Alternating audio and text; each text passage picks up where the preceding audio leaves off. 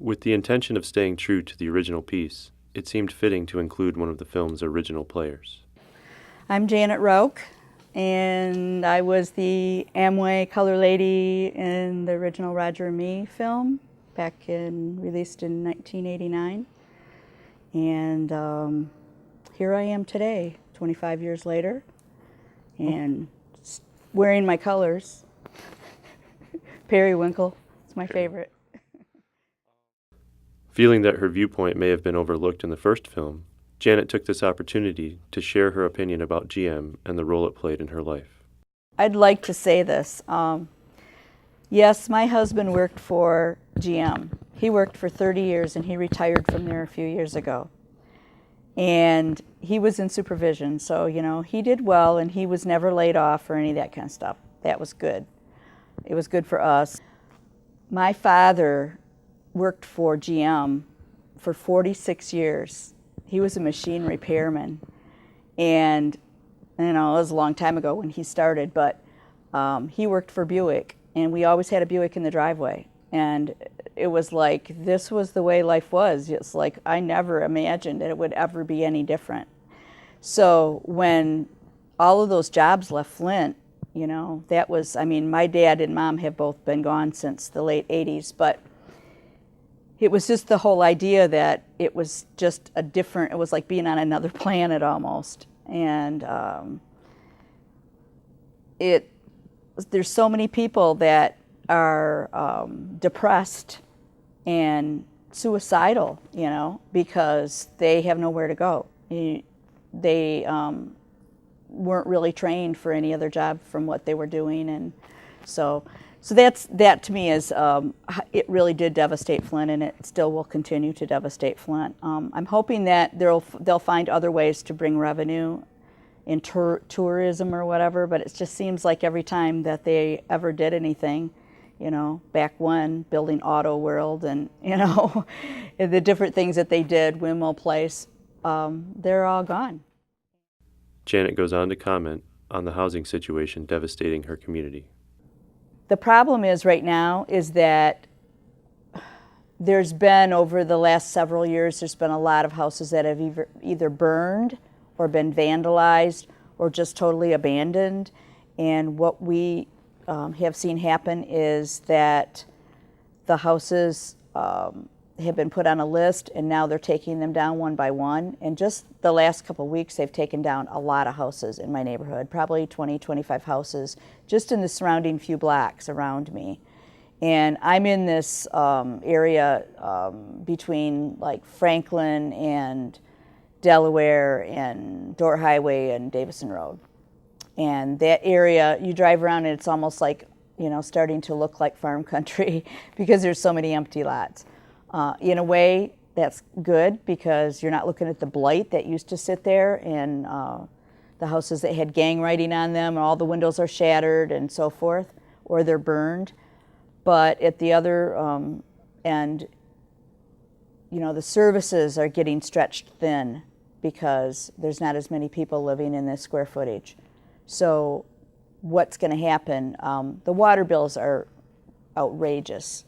If you don't even turn your water on and you live in the city of Flint, your bill's like $59. And that's with no water consumption at all. There has long been a raised awareness about the possible dangers of Flint's water supply.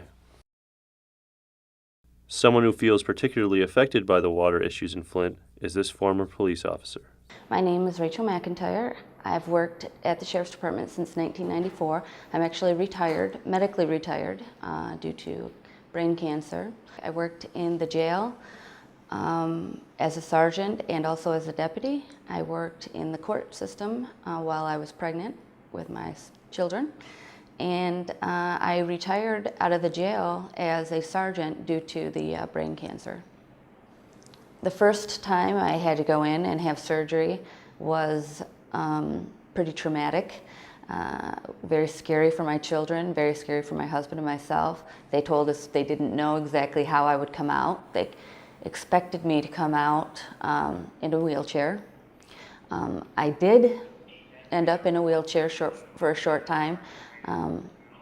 I was put into a rehab hospital for several months, And that's where I learned how to walk again and write again and talk and take care of myself, basically. After that, I recovered somewhat, and then they found another brain tumor. When they took the brain tumor out this time, I woke up and I still had the deficits on my right side. I have 40% deficit on my right side. And I have a lot of memory problems, short-term memory problems. I'm not allowed to, I have seizures, so I'm not allowed to drive anymore. It has been a huge impact on my life. Sometimes I feel like I am just a shell of who I used to be, not really Rachel anymore. I counted 54 people that have died or have gotten cancer or are fighting cancer that have worked at the Sheriff's Department. Either the old jail, which was where the circuit court building is now, or the new jail where I worked and where several people work now.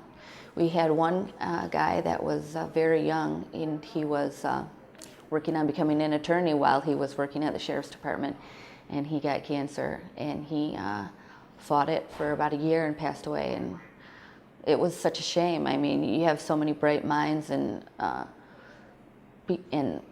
just courageous people that are dying from cancer, and the common denominator seems to be they've worked at the Sheriff's Department.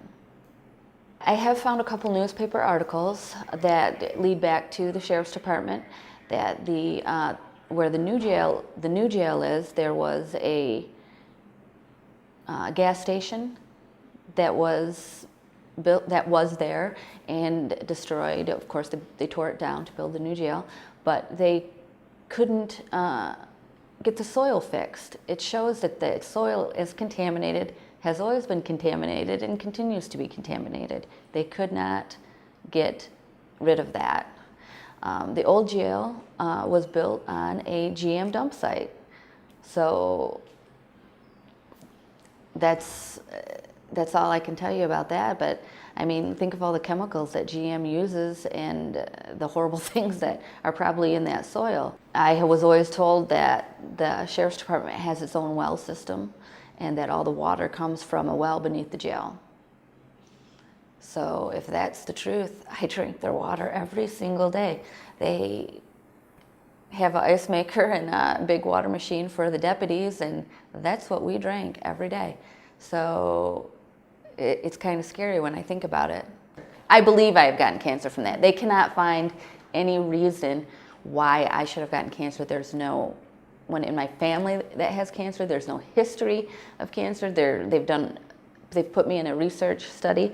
There's no reason I should have gotten cancer.